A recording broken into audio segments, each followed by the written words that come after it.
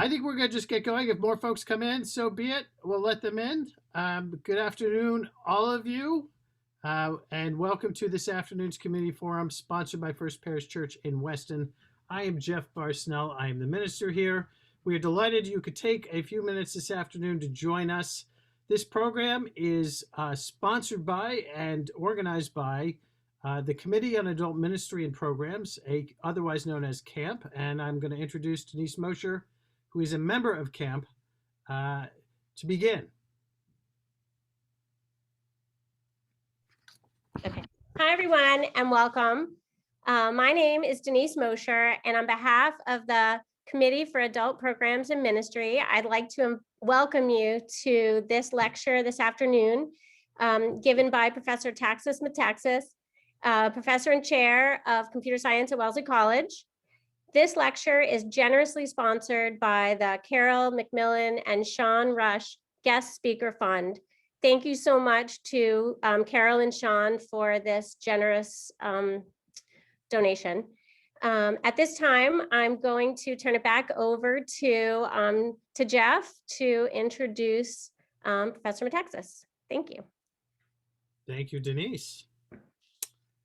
I'm particularly excited. I've been particularly excited about having Professor Takis Metaxas join us to talk about what I think is an increasingly important and urgent topic here in the United States, and indeed in many quote-unquote civilized countries around the world, and that is the pervasive influence of social media platforms on our larger civil society. And in our politics, and in the way we organize ourselves, even the way we are selling things to one another in terms of advertising. As I noted just before we began, there was one instance several years ago that particularly got my attention. In May of 2016, two groups of demonstrators faced off outside of the Islamic Center in Houston, Texas. On one side of this protest, you had people drawn by Facebook group called the Heart of Texas. The Heart of Texas was an online group on Facebook with 250,000 followers. The group's tagline was a folksy homeland of guns, barbecue, and your heart. They were there to demonstrate against the purported Islamization of Texas in front of the Islamic Center. On the other side of the street, literally on the other side of the street, were people who were also drawn by a Facebook group, United Muslims of America, which had 328,000 followers. Their tagline was, "I'm a Muslim and I'm proud." They were on the street to save Islamic knowledge and to stand up for Islamic tradition. What on either side of the street knew was that Russian trolls were encouraging both sides to battle in the streets. And indeed, a Russian intelligence operation out of St. Petersburg had organized both of these protests on opposing sides of the same street in Houston, Texas, for the sake of seeing how much division they could create in the real world with real Americans. Russian operatives had established Facebook groups. They did so to fuel divisions among Americans. And the price tag, interestingly enough, the cost for this event, to set up these opposing groups on a street corner, cost about $200 to the Russian operatives placing ads through Facebook.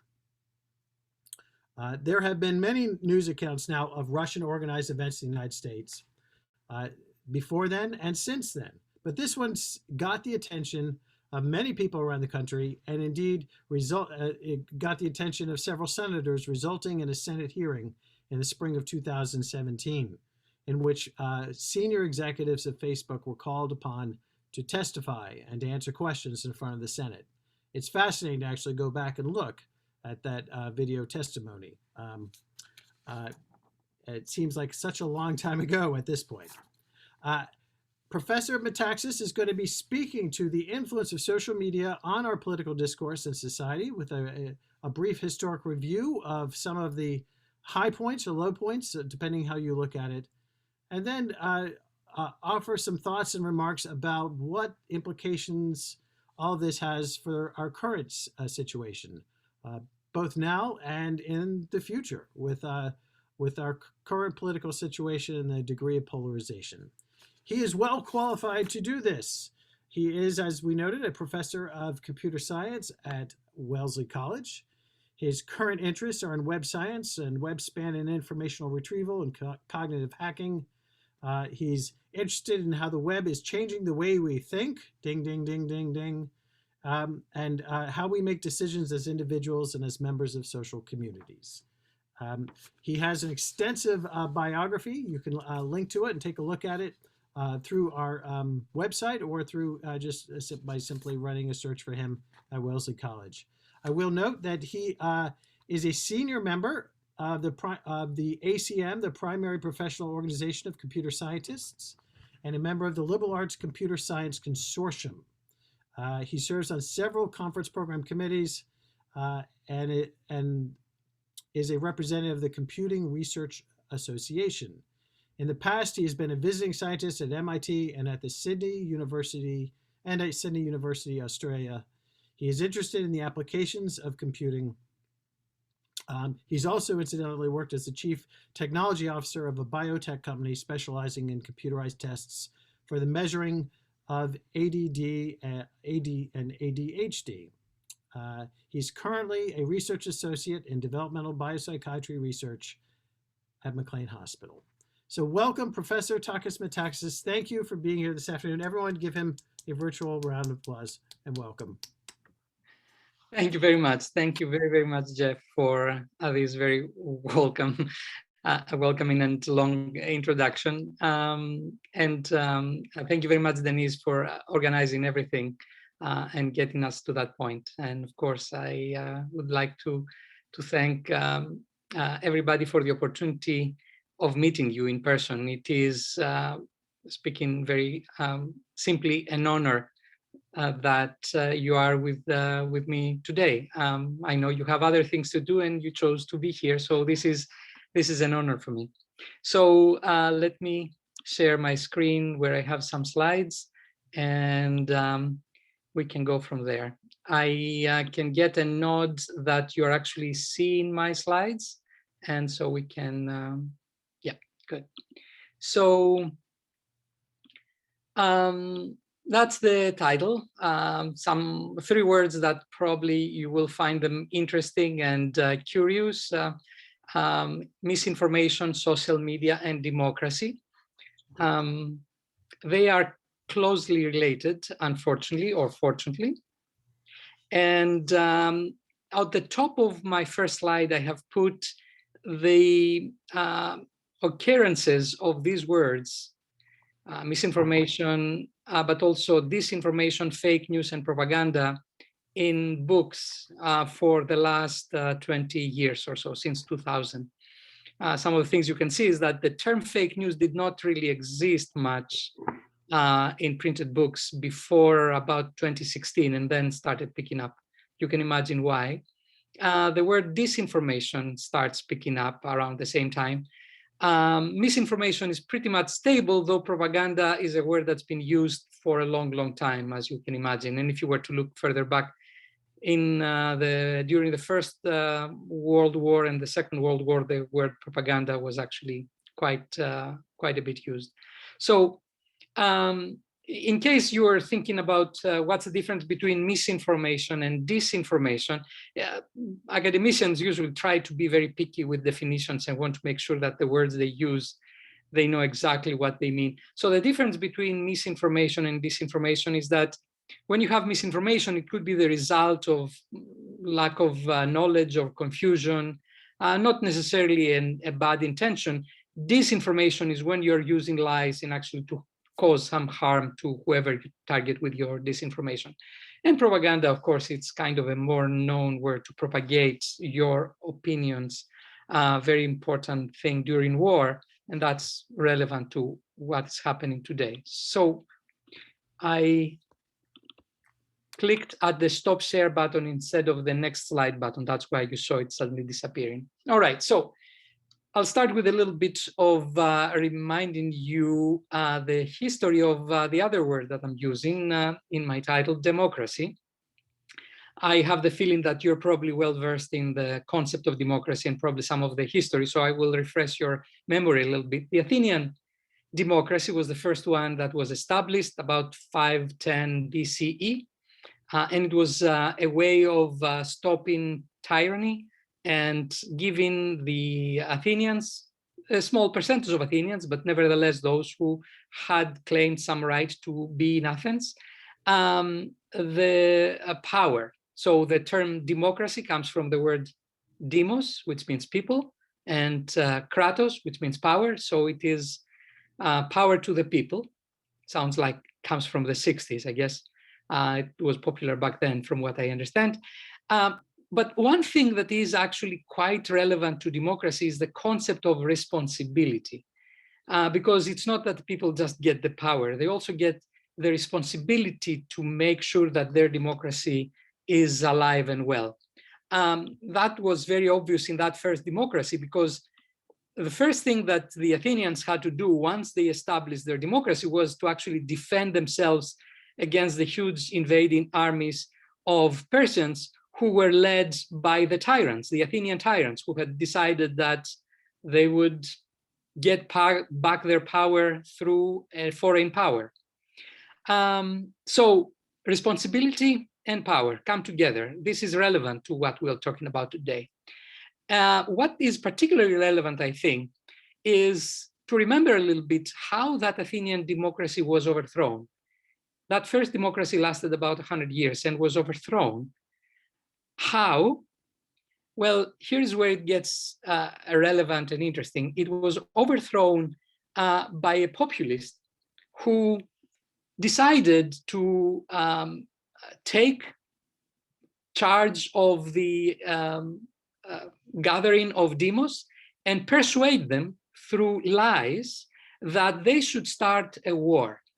The name of that person was Alcibiades, I think you would pronounce it in English. Does this name remind you anything from your history books, maybe?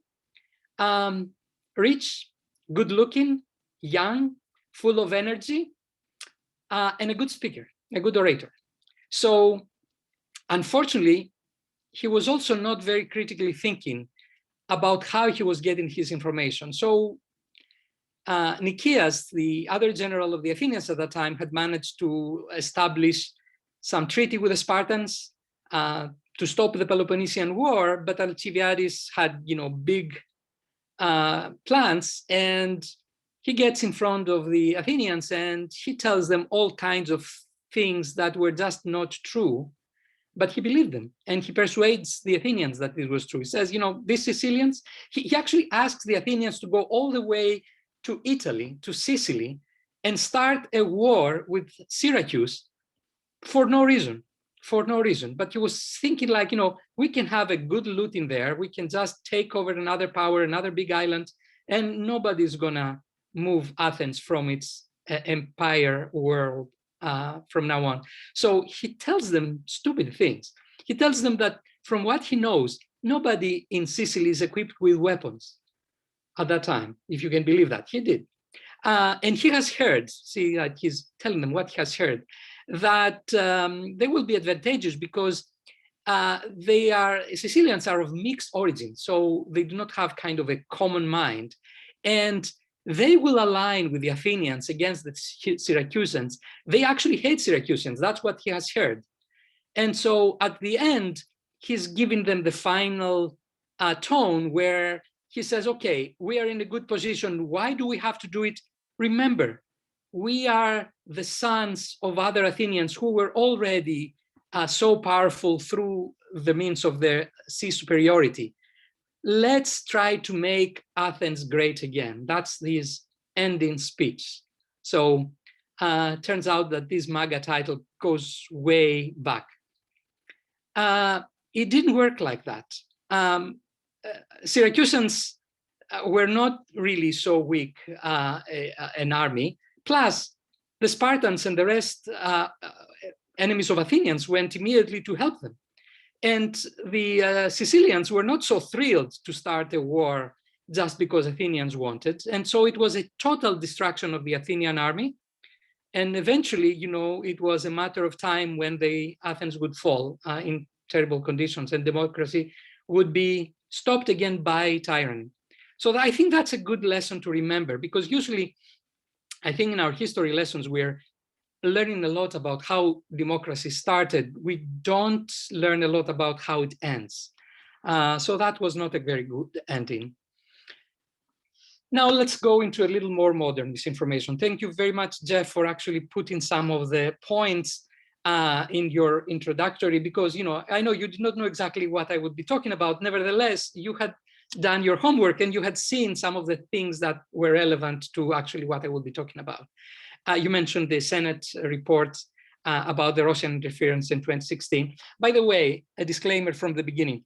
What I will be telling you, it is a very small part of what has happened in the last really 20-something years. It's not like only 4 years since 2016. The thing is going way back. But I will be just talking about a few things that I know a little better due to my research.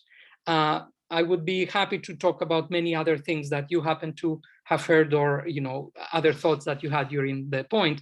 But if you hear me not mentioning something that's close to your heart or something very important to you, it's not necessarily because I don't think this is important. It's because I can't really do justice to this topic in not only 45 minutes, in maybe 45 weeks. So what we learned from these reports was that Russian operatives, among other people, but Russians in particular, had hacked into Clinton's campaign. They had read Podesta's emails, and they started leaking misinformation at the right time to essentially enable the Trump campaign and hamper Clinton's campaign. And some of the things they did, actually, Jeff mentioned, they created fake accounts on several social media like Facebook and Twitter. And these groups and these accounts were joining groups masquerading as being pro-Black Lives Matter or pro-Trump or pro-whatever you want, and creating not only fake news, that term that became very popular at that time, but also spreading conspiracy theories like pizzagate, and even urging physical confrontation like the event in Texas that Jeff mentioned earlier on. I do not know if you're familiar with the term pizzagate, by the way. Some of you may be. So pizzagate is something really crazy in many ways. It is a conspiracy theory that claims that the top brass of Democrats were involved in a pedophile scheme that was, attacking young children all over the world, but in particular in the US. And all of this was starting from the basement of a pizza parlor in Washington, DC. If you want to have a big pedophile ring, you start it at the basement of a pizza parlor in Washington, which, by the way, that pizza parlor has no basement. But all of these things are irrelevant if you want to believe that this is really happening and if you really hate your enemies. So that's some of the examples of this kind of more modern misinformation. Alcibiades had it a kind of easy, was believing more reasonable thing, I guess. So 2018, we have the midterm elections, and I was looking in the news and I find that actually there's some information about Americans now start mimicking Russians. So on the left is a right-wing news website that is claiming that Americans now are aping Russian schemes. And another story from NPR on the right side is about this guy who was a candidate in the elections, who has this amazing quote. He wanted to take a page for the Russian playbook. Well, being a researcher, I figured, like, why don't I find this Russian playbook, right? So I can tell my friends. I do not know if any of you knows Russian, but I will give you the page from the Russian playbook. Here it is. If you can read it, good for you. If you don't worry. it's a little joke, and I will translate to you soon. All right? So the story of misinformation and manipulating elections in the US goes way back. It didn't start in 2016. Actually started in some sense in 2004. But it did not start as, as profoundly as it was in 2016. So these are some of the points that I could make if we had more time, or if you ask me at the end when we get a chance to talk in the Q&A part. But it is focusing more towards the parts of my research. Misinformation and kind of manipulating the web so that you can influence people's opinion, online propaganda, what we call it, really starts in 2004, and it started as a joke. People started associating the term miserable failure with George W. Bush. And, it was, people were very upset for the war in Iraq, and they thought they would make a joke. But there were others who were actually making a lot of money out of this kind of misinformation. Essentially means compromising Google search results so you could sell any kind of junk. So if you wanted to, do a search or how to keep your health in good shape, you would find that with $39.95, you would get some human hormone, and it will keep you healthy, young, good-looking, sexy, rich, just $39.99. And many other junk foods. I mean, if you wanted any kind of drugs, illegal drugs, you would immediately be connected to the so-called Canadian pharmacies, illegal pharmacies that they would ship the things to you. So it was starting back then. It was a little bit a joke for politics, but it was more about making profit. But in 2006, we see the so-called Google bombs. What is a Google bomb? It is this practice of manipulating Google search results so as you get your own, top results coming at the top of different people's searches. So let's say you wanted to target a politician that you dislike. You could start creating websites with fake information or maybe truthful information, but you would create it in such a way that you would fool Google. And so through Google, you would fool other people. We call those Google bombs. We call them 97 of those detonated in 2006. In 2008, Google tried to actually defend itself, and it was successful in not being manipulated. But then something very important happened right here in Massachusetts in 2010, when we had the special elections that I suspect many of you would remember, special elections to replace Ted Kennedy. Ted Kennedy had died towards the end of 2009. And we had some special elections in January of 2010. And I was observing this election for a different reason. And what we found with my team was that there were three different, very impressive schemes that we found. They were trying to manipulate the elections for replacing Ted Kennedy. And of course, I screamed about that, but I was not heard. I got the Best Paper Award for that, but I mean, that was in academic circles. Politicians didn't pay that much attention because sometimes we think that we are smarter than our enemies, and so we do not have to worry. It's the enemies that we have to worry. And both parties think that way, of course. We had in 2010, in September, another set of electoral Google bombs, but Google was actually good in diffusing them. But then there was a lot of noise about trying to predict elections. Again, my research in 2010 was trying to see, can I predict elections by looking at what people write in social media?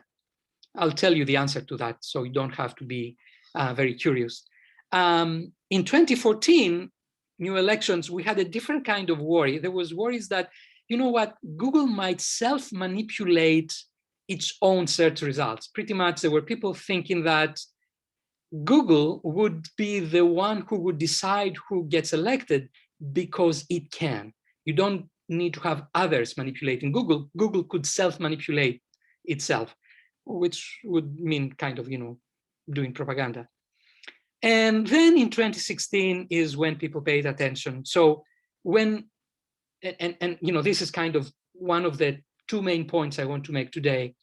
In 2016, we saw in despair the technique that we first observed in 2010 being very profound and very successful in the presidential elections. So I will be telling you a little bit about that. Again, I'm telling you a very small part of the whole story, the part that I know a little better because I have done quite a bit of research. If you would like to know more, you can look at my website, and there are lots of papers and lots of other videos, some more technical, some less, and you could find more. And by the way, feel free to contact me at any time. After a few discussions I have with your representatives, with your church, I have good reasons to, I think, like you from the beginning. So don't feel, timid of contacting me. All right, so predicting elections was I was trying to do in 2010. This is the page of one of the papers from the Science magazine where, I was kind of trying to make a joke about how prediction would look like. It's like somebody looks at tweets and counts votes. Maybe we would just look at Twitter and would not need to vote. But a lot of people back in 2010 were thinking that that's how things work. I mean, Obama's and Romney's websites and the big newspapers had even a Twitter meter that you could see who's winning based on the number of tweets were coming. So I was very curious, can you really predict elections? What was happening in 2010 when I started observing that was the elections, special elections between Martha Coakley and Scott Brown. Ted Kennedy was like the most liberal of liberals in a very kind of left-leaning state. Who could believe that the Democratic candidate would not win? And Martha Coakley was not unknown, was already quite a bit established. Scott Brown was not that much known, a newcomer, did not have much theoretically going for him. And yet he gets elected. I will not claim, of course, that what I will tell you right now about the manipulation I observed is what got Scott Brown elected. It's very difficult to know why people voted for a particular candidate. All I can do is kind of observe events that are happening. People will not, very often people will not be clear why they voted for somebody. They might have already decided, but usually they will try to create a logical explanation why eventually they voted for somebody or not voted for somebody else. So again, as another disclaimer here, I don't claim that what I will present to you is really what made the Massachusetts elections vote in favor of electorate vote in favor of Scott Brown instead of Martha Coakley. I'm sure there are many, many reasons, but I'll tell you what we observed. So what we observed was, oh, by the way, let me tell you the answer to the question, can you predict elections with social media? No, you cannot predict. And this is kind of the funny poster. I hope you find it funny. It has the colors of the Obama campaign, but instead of the Twitter birds, has the Angry Birds. It's a computer game there. And no, the answer is you cannot predict elections with social media. And I'll give you a little bit of math here, why you cannot. The answer is because elections are really high-stake events. And many, both independent and organized participants on social media would like to influence the results of the election. So here is my, quote, unpredictability theorem. If you could predict elections based on social media, then those who dislike your predictions would mess up your data, would tweet, in such a way that you just cannot predict. They would mess up the data. And not only them, but also those who like your predictions will try to mess up your data. along with the trolls, those who actually want to make fun of you, would like to mess up your data.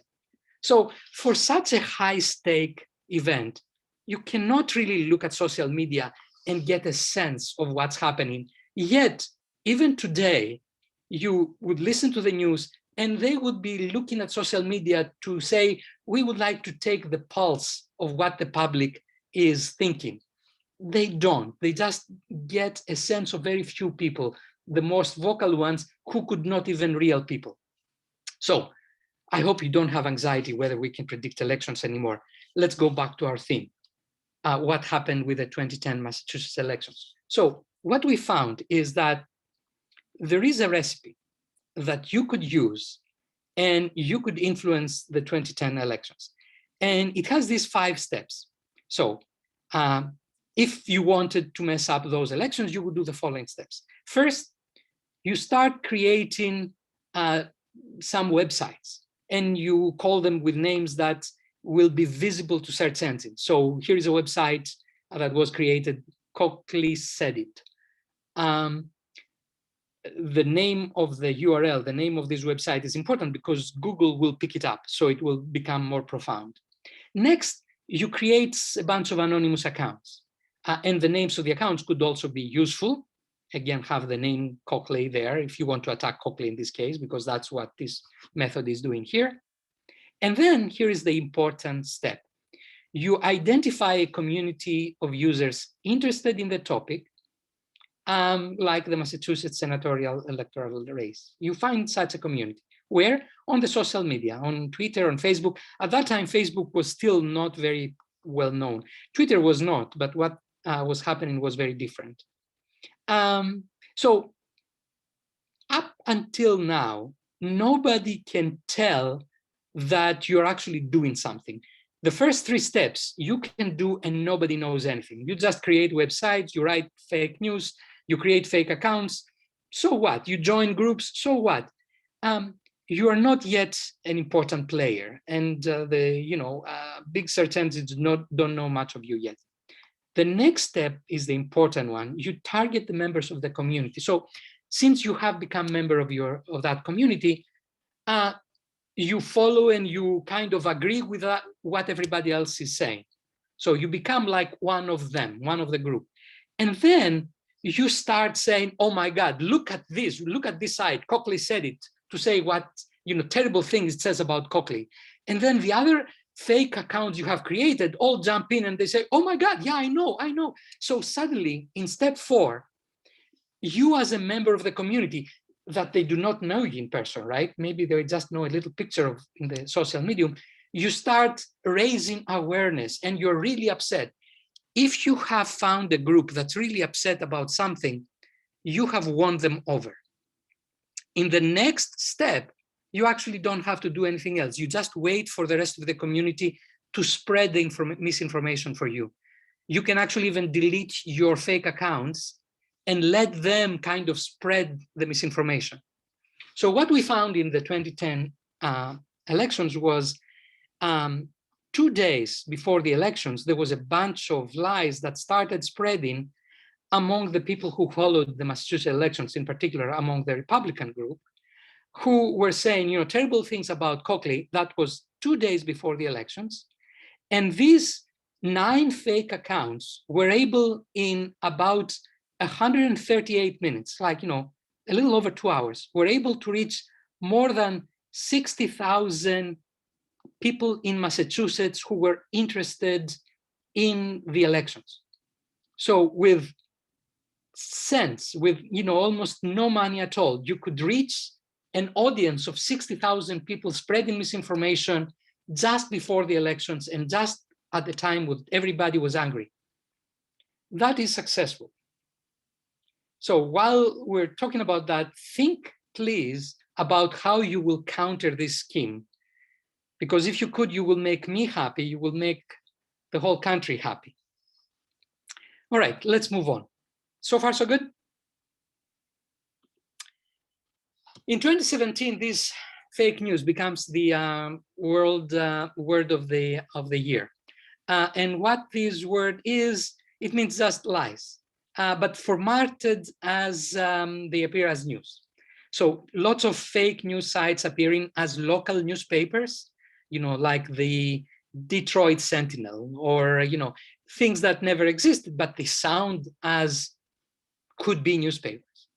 And they start broadcasting a lot of lies, and, one kind of recirculates the news of the other, and they tell about these amazing things that somehow Hillary Clinton and Podesta and a bunch of other top brass Democrats were involved into this pizzagate.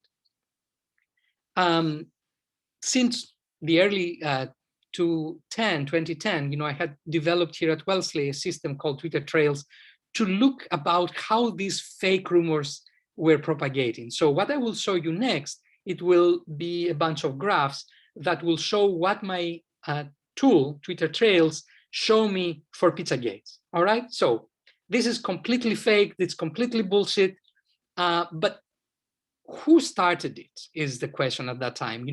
Who believed it? How people kind of spread it over time. That's what my Twitter Trails will do. So let's go here.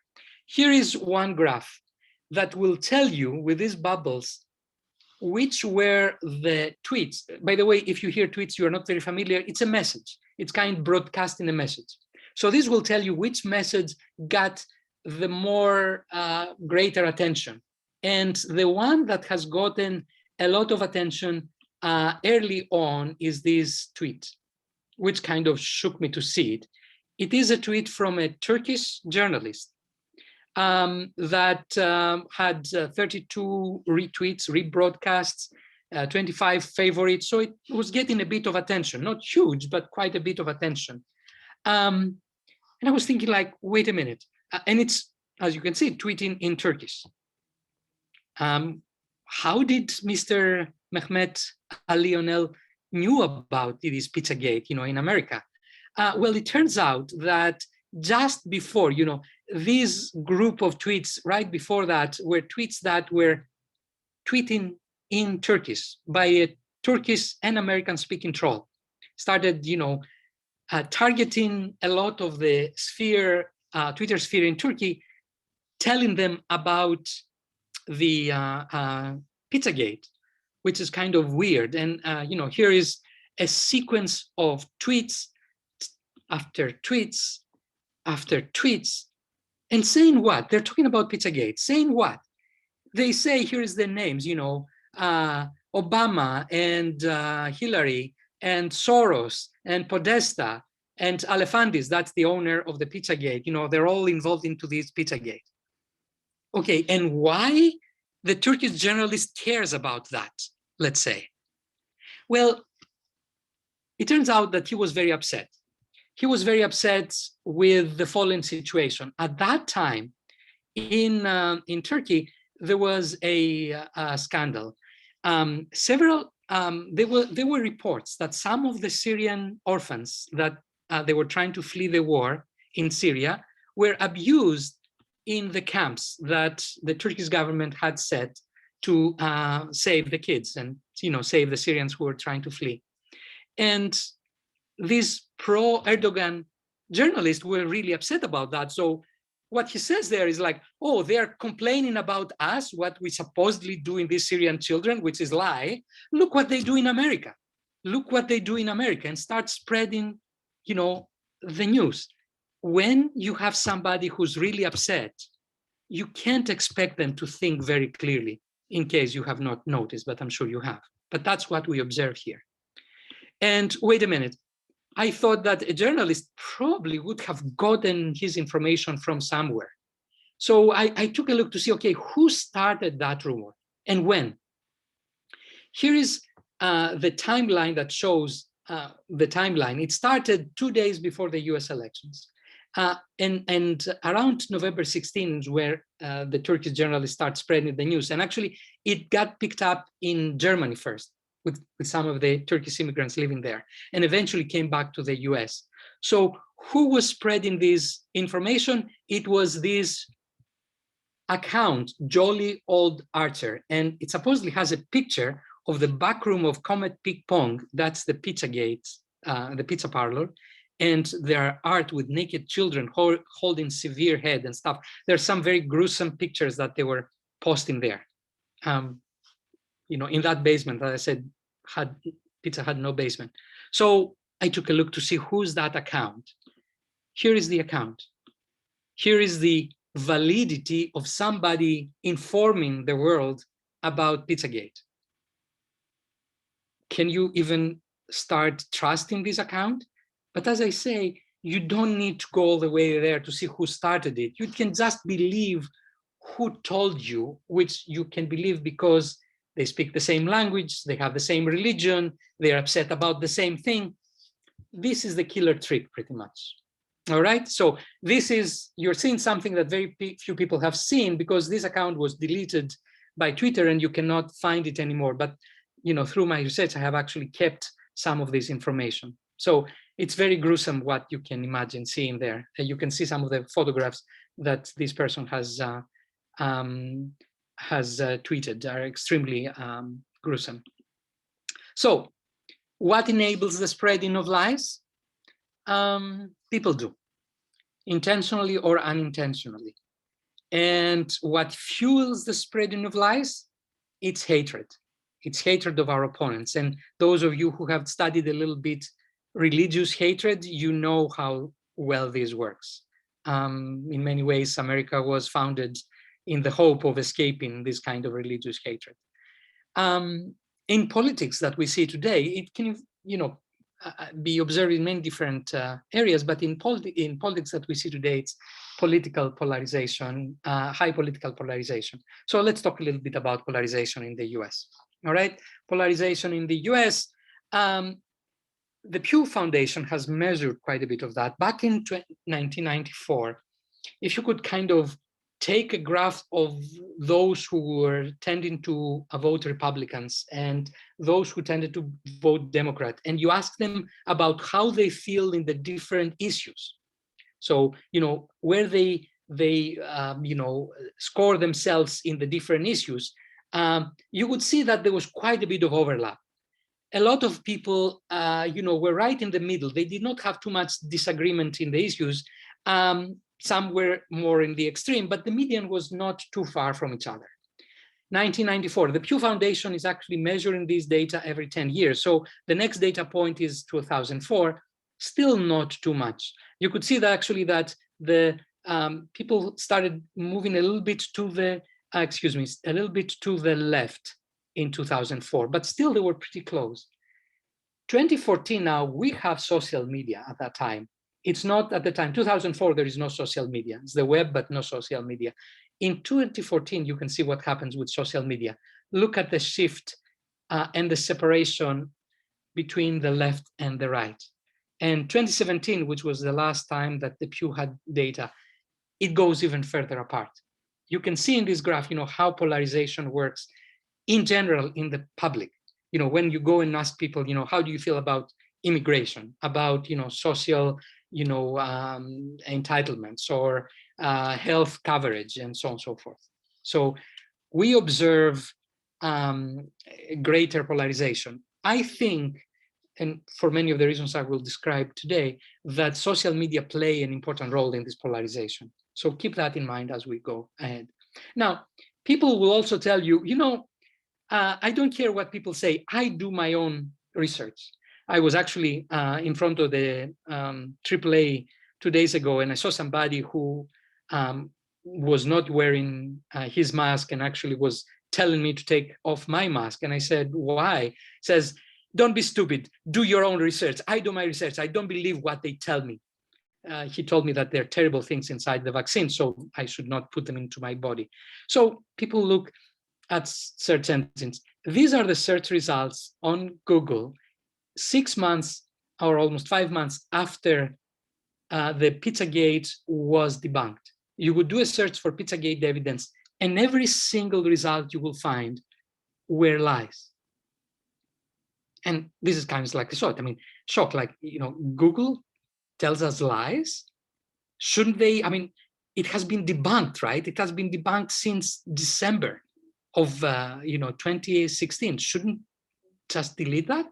So as a professor, I need to give you some homework. Are you ready? Here is my first question. What should Google do in this case? Should leave results as they were computed, because that's what their algorithm is doing?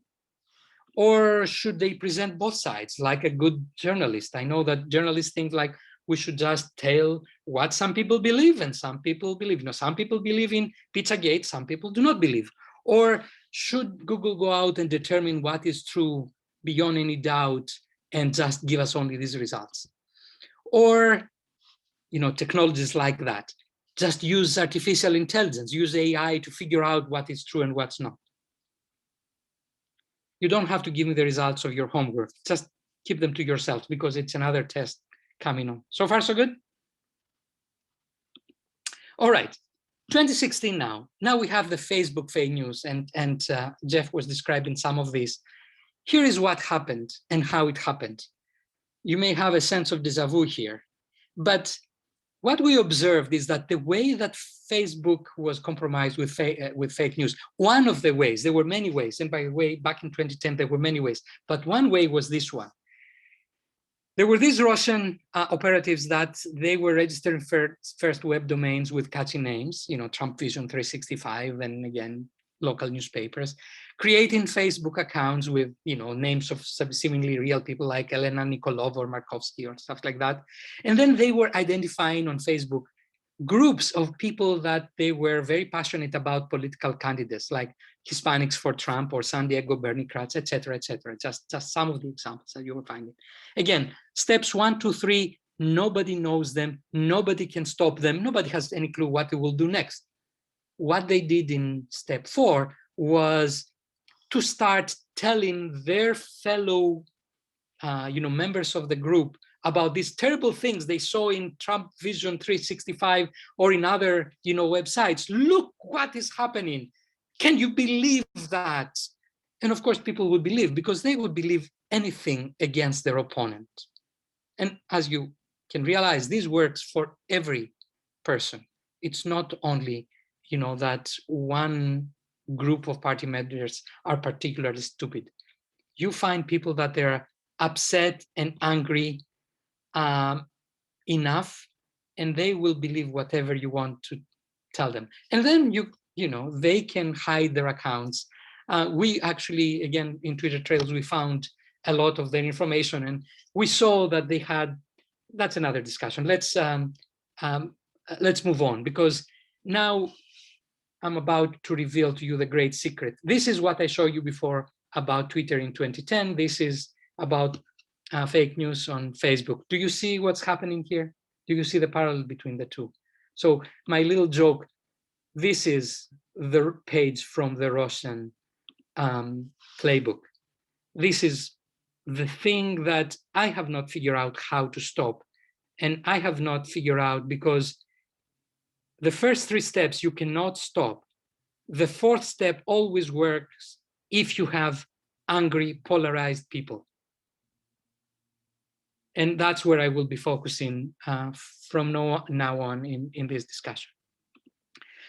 By the way, this is no joke. This is the announcement or a Russian newspaper, the translation on the left, the Russian on the right, the translation of SVR, which is the offspring of KGB today. This is mentioned quite a bit in the Mueller report and the Senate report, which announces a set of money to create grants, a set of grants to create the tools that the Russians needed in order to spread misinformation starting from 2012. And by the way, the US government was doing very similar things, and other governments around the world were doing the same things, because you can't really pass such an opportunity of manipulate the perception. What if your enemies do it for you? So this is more about what the Russian in 2012 was doing. So I kind of went through the list of things that I had to tell you, and now a little bit about the efforts to solve the problem. I don't want to spend too much more time telling you things. I want to get the discussion rolling. So how we try to solve the problem. First, we tried to create a lot of fact-checking organizations and venues, put a lot of mental power in try to do that, figuring out what is true and what's false. And people from both parties were creating this kind of fact-checking organizations, of course. Facebook and Google created a lot of their own labels. They would try to figure out what is true, and they would label something as disputed or not. And then they took some action. They started deleting hundreds of accounts, thousands of postings, trying to limit misinformation. Google actually deleted lots of websites. If you were answering some of these ways in the question I asked you before in the homework, like that's what Google answered their question, and Facebook was doing the same thing. But look at this. Many other countries were trying to do the same. Many other countries were trying to say, okay, we will actually fix the problem here. They started passing legislation in 26 countries back in 2018 and 17, criminalizing the creation and distribution of misinformation. Who's deciding what's misinformation? Well, of course, the government will decide what's misinformation. And you can imagine what they will decide. Some of the countries that they decided to take the law into their hands and criminalize misinformation was Brazil, Kenya, Malaysia, and Belarus.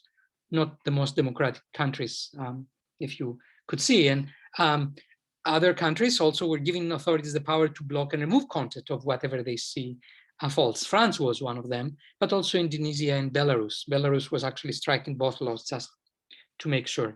So one has to be a little careful when you say, okay, this is terrible, and let's give our government the right to solve the problem. Now, we might feel like, oh yeah, we should do it now. But in 2018, I don't think there were too many people in the US that were thinking like, oh yes, let's let the legislature decide what to remove from news or what not. And then we had January 6, 2021. Because we had another big decisions for at least the social media companies. We have this widely spread narrative claiming that the elections were stolen.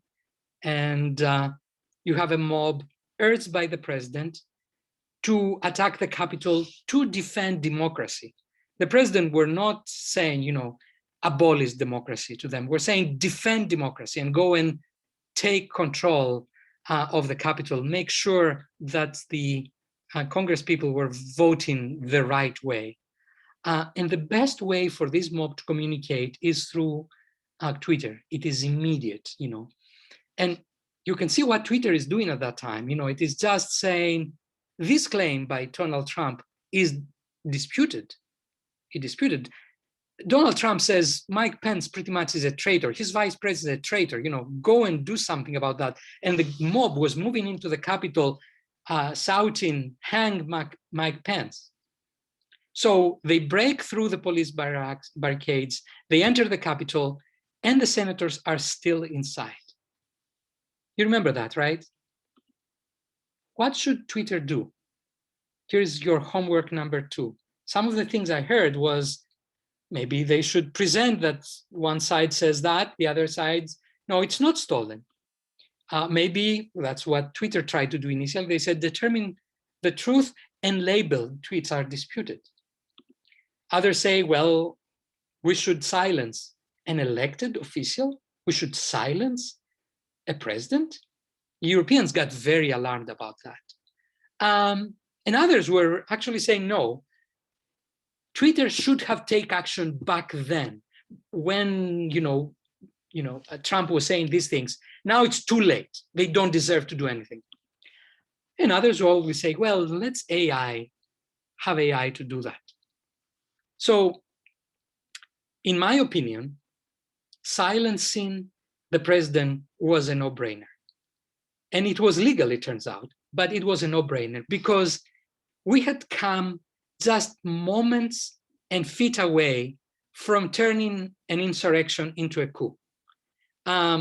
Our local representative from Worcester, McGovern, was presiding the House at that time, and he was within 30 feet from having the mob actually getting him and several other lawmakers trapped inside the corridor. If they were able to get the Congress people trapped in there, they could just stay there until either they voted the right way or their leader told them what to do. It would have turned a failed insurrection into a successful coup.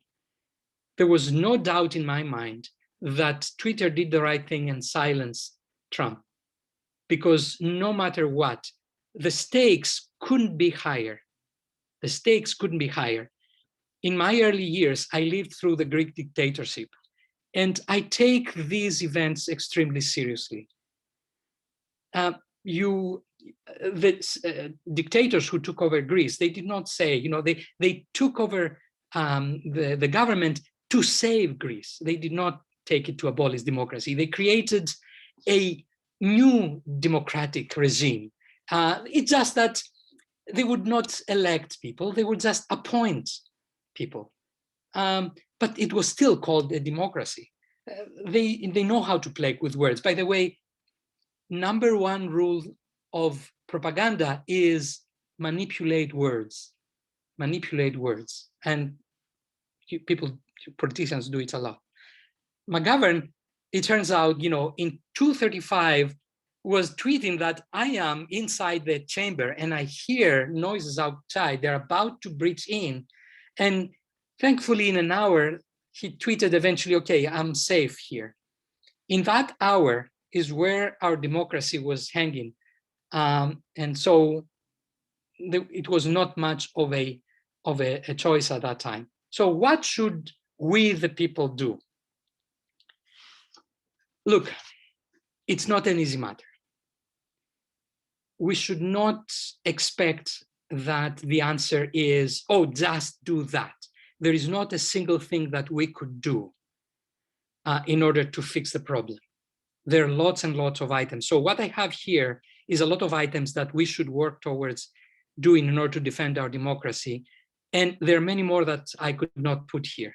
So there are some easier tasks, like diminishing the financial incentives of the business model that these big tech companies have. These big tech companies essentially are gambling with our mental attention. We can only have 24 hours in a day, and we can only understand that much of different issues. When we are exposed in social media, our attention is being just thrown left and right from cause to cause, and we lose focus. We just can't do it. Humans are not evolved to actually pay attention to a gazillion things all at once.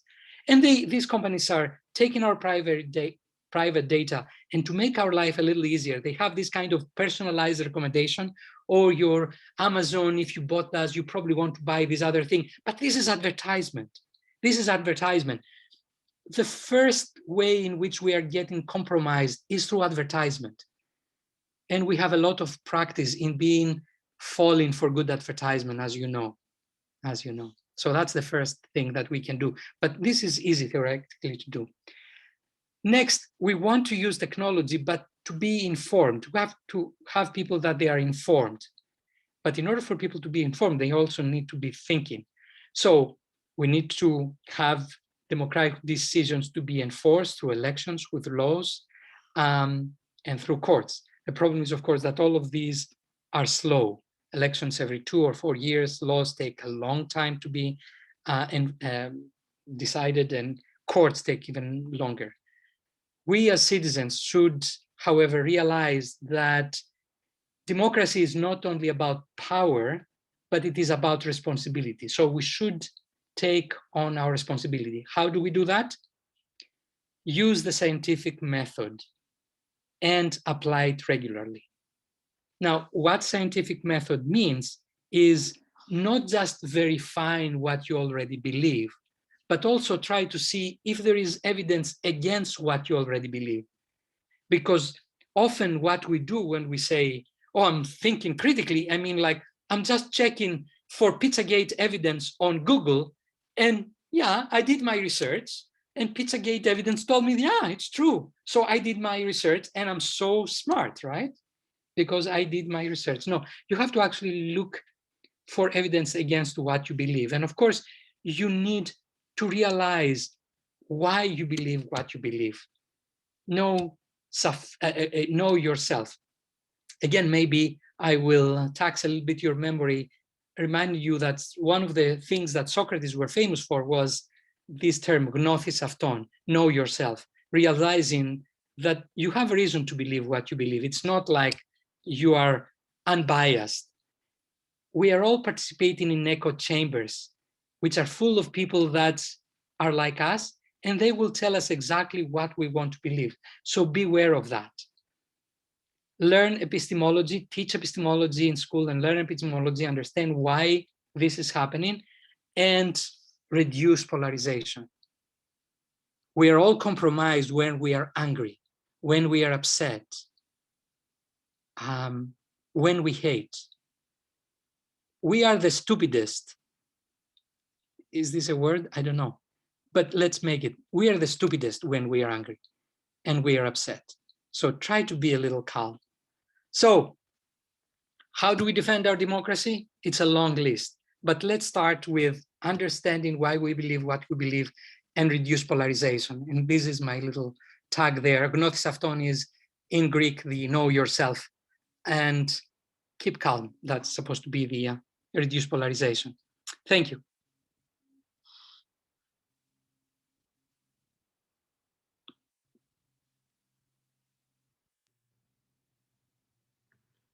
Wow, thank you, Professor Metaxas. This was excellent. A great overview.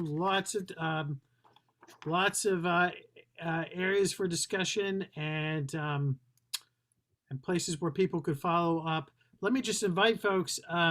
If you'd like to post a question, we invite you to just put it in the chat section of Zoom. You can find the chat button on the bottom toolbar. Just click on that, open up the chat, and feel free to submit a question that way, if that makes sense for folks. And let me just start with one for you, Professor. When we're talking about regulating or using regulation to influence social media companies such as Facebook, Twitter, Google to a lesser extent, should they be categorized as a news source, as a publisher, rather than just an internet company, rather than just a utility? I know there is a section of the legal code that they, some would say, hide behind with respect to their legal responsibility for content that's placed on their platform. Yeah, that's an excellent question. And it is one that's, I think, in everybody's mind as well, because the section I think you were mentioning, Jeff, is section 230, which essentially says that all of these companies are not information providers. They are not newspapers. They are just, an intermediate tool that is used for people to communicate. It's interesting to know why this Section 230 existed. That goes back in 1996. At that time, there were no social media, and the big question was piracy on the web. So what we were seeing back in 1996 was that somebody could essentially compromise a connection and start downloading software and music and save them on the hard drive. And then, that was clearly illegal. So our lawmakers tried to do the best they could. They said, look, we cannot really hold responsible Google if somebody's website is not protected and they have music and they have videos there, and others go and download them. It would be impossible for them to kind of make sure that everybody's website is kind of secure and protected. So we cannot hold them responsible. But lawmakers need to write laws in the most general way possible. You don't want to create a law that it is extremely specific. You want to create a law that's kind of wider, right? So they try to create a law that's wider, but then reality changed. Social media appeared, people started communicating with each other, and the only law you had available at that time was applying in this case as well. So Google had no responsibility, and Facebook and Twitter. And actually they said, you don't want us to regulate speech, right? No lawmaker would like to do that. So indeed, we want to go and create the right law. But as you probably all have noticed, there is a lot of discussion about what are you doing, you Congress people, to enable a law, stop the problem with the law, right? We are very upset with them that they do not create a law yet. Notice, however, that nobody says what this law should say. There is a reason for that. Now, there is something that they could say. One of the major problems that we are encountering is the fact that our mental abilities are limited. We could have on Facebook thousands of friends. I know in Wellesley, every high school student graduating has about 1,300 friends, because Wellesley High School has 1,300 students. So, you cannot not be a friend with somebody that you're in the school, even if you don't like them, right? So, however, the kids in high school don't know 1,300 other kids. They just know 10, 20, 30. From what we know, humans cannot really keep track of more than 150 individuals, maybe 200 if you're. So we should limit our connections on these social media to maybe no more than 150.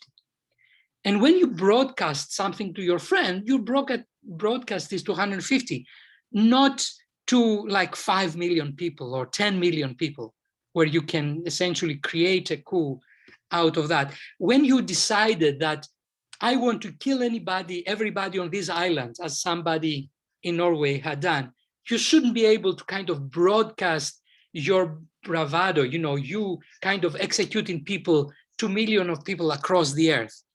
Maybe you can do it and inform your, 100 other, fascist friends, other, terrible individuals, but we need somehow to limit the propagation of misinformation through the number of connections. That's something they should be able to do, and I hope they will. Yeah, that's fascinating. I've never heard the proposal of limiting the number of friends on one of these platforms. Because their business model says do the opposite. Sure. If you want to reach the greatest audience, if you want to know that you should buy this mug because this is really the greatest, you better have no limits. So you have the so-called influencers. Celebrities are the ones who will tell you what to drink, what to dress up like, and what's really the important perfume and all of these things. And I mean, this is the greatest compromise. Advertisement is the greatest compromise of our thinking. But here's my question though. I mean, just to rebut Facebook and others who say that they aren't publishers. Their whole business model is based on advertising, which is the sine qua non of publishing, right? I mean, all publishers, if they're a commercial publisher, are selling ads to support the content they provide, and in exchange for that, they are taking some legal responsibility, assuming some liability for the content that they're putting out to the public, that they're publishing. Yeah, and I mean, you can do that to a great extent, but you cannot manage to do it completely. The first thing that you saw is important. Facebook and Google and Twitter and all the other social media companies are not social media companies. They are advertisers. Look, if you make 95% of your revenue from advertisement, you are an advertiser. That's how you make your money. So they do have some responsibility about that. They're masquerading as, Zuckerberg is saying, like, we are an open platform. We want to connect everybody with everybody. We are for love, get to know, you can do that, but don't use your platform, your open platform that you use for love, don't use it to sell stuff. But they do. They do. Well, and not only that, they're in the process of developing a user profile for advertising purposes, not just for Facebook users, but my understanding is for the majority of the American people or public. Is that true? Is that your understanding as well? Absolutely. And for those of you who are on Facebook, I can tell you that you can tell what Facebook knows about you. You can go into your preference, not now, please wait until this finishes. You can go into your preferences and look at your advertisement preferences there. I don't remember exactly what's the title, but in your preferences, there's something about your advertisement preferences. And you will see there the type of companies or organizations or ideas that you are scoring high. I bet that they know you very well. You will be very surprised if you see that you are marked to receive advertisement from X and you never heard of X, or you never buy this kind of product. You do. So that's how this great compromise of Cambridge Analytica did through Facebook. That's another trick. Essentially, they looked at what people like on Facebook. Every time you click the like button on Facebook, Facebook knows a little more about you. And then, because Facebook is a great consolidator of personal information, they collect what they know about you from every online resource, and they know exactly who you are. You cannot really hide behind anonymity, because even if you're anonymous, when you get on Facebook anonymously through your cell phone, they know who this cell phone belongs to, so they can actually make the connection between the two. So they know each one of us very well. And so they can do what we call micro-targeting. They can give you exactly the message you want to know. You are a member of the Weston Church, you will get the messages that will be appealing to you, and you will not get the messages that are going towards somebody else who has a different profile. You will hear what you want to hear, and you will feel confident that you know that you're doing the right thing, because, hey, they told you so and they're so right. So it is amazing. So here Facebook on one side is claiming that they have no responsibility for the accuracy and for the truth of the content they're providing to people. But on the other side, they're all about collecting as accurate and as complete and comprehensive a data set as possible on every single user and on every single, actually, even people who don't use Facebook, they try to triangulate, is my understanding, and create a data profile as well. Yeah. It's actually both terrifying and remarkable at the same time. And I guess that one of the first questions one might think at that point is like, wait a minute, this is going on for a while. Why didn't the government do something? Well, you remember 9/11? At that time, privacy was not our greatest concern, right? You remember the Patriot Law? At that time, security was our greatest concern. So if terrorists were to communicate through social media, through Facebook and other ways, we wanted to know, we meaning, the American government and the FBI, et cetera, et cetera. So it was okay, because theoretically, we would only look at the bad guys. Sure. After all, the law says that you cannot search an American citizen unless you have a warrant.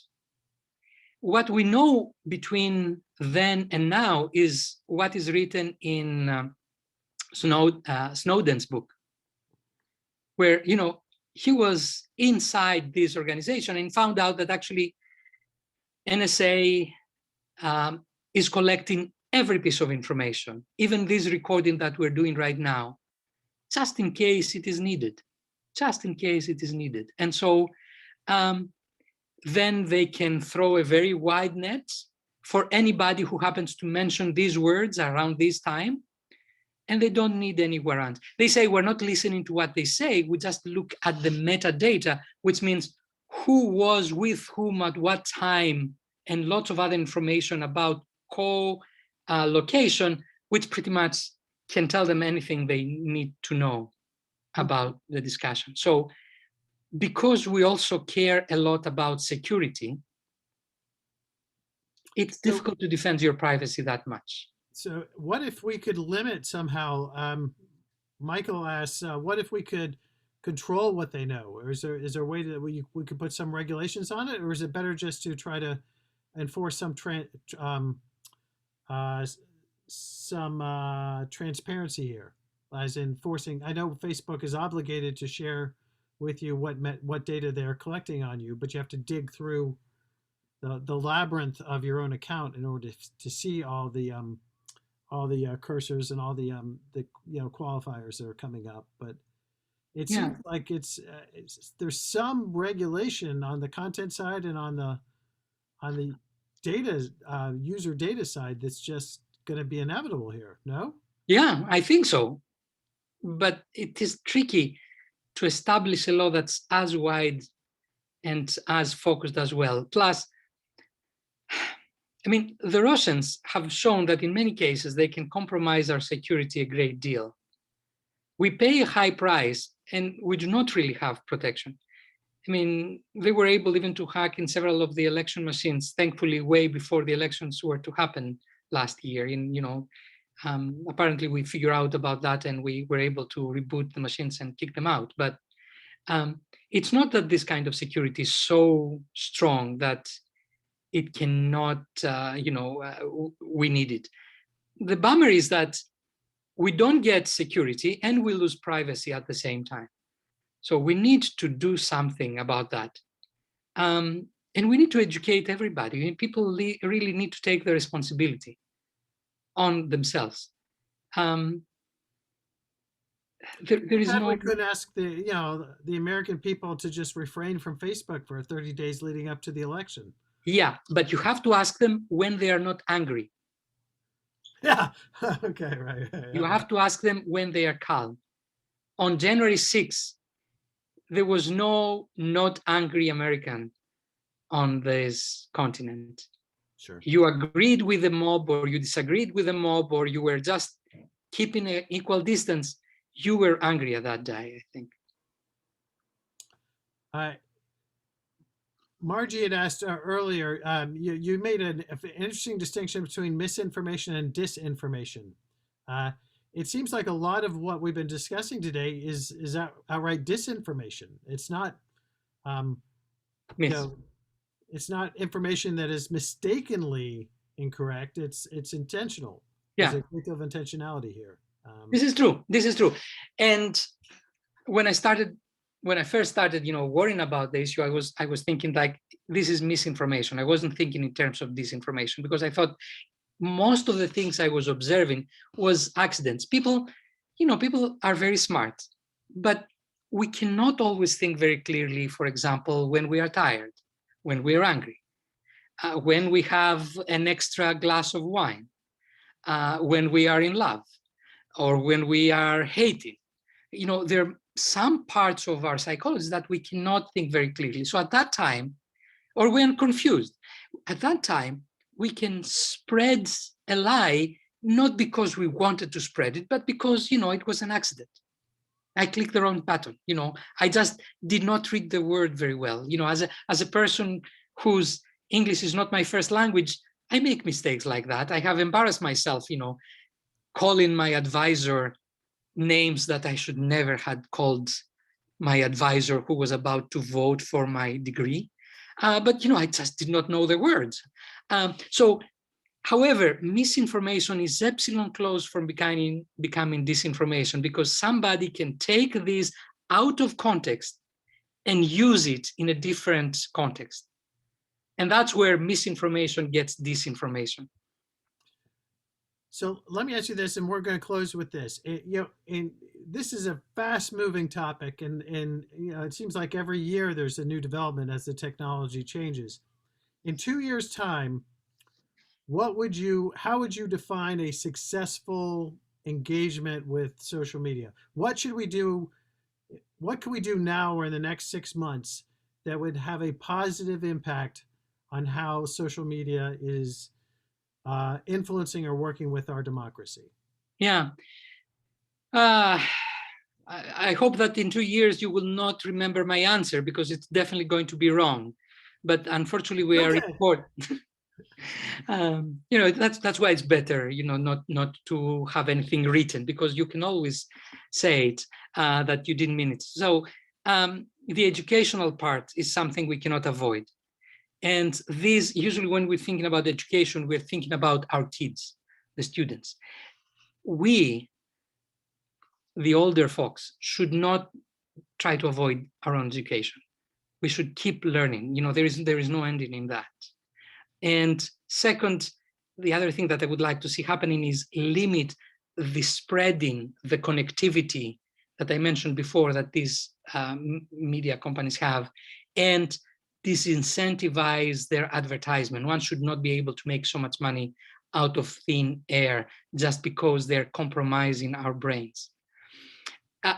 Before inviting me, and I thank very much, you for inviting me, and thank very much, Carol, for giving me the opportunity.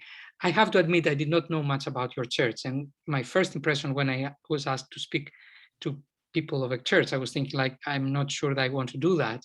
But you're a special kind of church. I found out that I watched one of your early sermons, and I noticed that you were talking about people could believe different things, and still we could come together and talk to each other, because we can learn from each other. So you're a special kind of people that I thought, okay, to Unitarian Universalists, I would be feeling at home, I think, if I were to talk. So thank you for giving me the opportunity. Oh, thank you very much. There's a famous reformer in our tradition from 400 years ago, Francis David, who said, we need not believe alike in order to love alike. And, hopefully that's the case in the next 20 years. But thank you very much. This was excellent. Feel free, everyone, to give Professor Metaxas a hand. Many of you have asked if we are going to if we will be able to have the professor's slides available. We'll invite him to do that, or if he wants to provide a PDF of his slides, that'd be great. And this this program was recorded, and we will have it up on YouTube and on our website in the next few days. But this was a terrific and very stimulating program. Lots of discussions, I'm sure, to spin out of this, and we appreciate your expertise and your time and your deep thought in this area. And thank you for the honor. I wish you well. I understand you're going into a sabbatical, which is always an auspicious moment. So I wish you much rest and stimulation. I will try to write the things we were talking about. You should. You should. Thank you all very much for coming, and have a good evening all. Cheers. Thank you.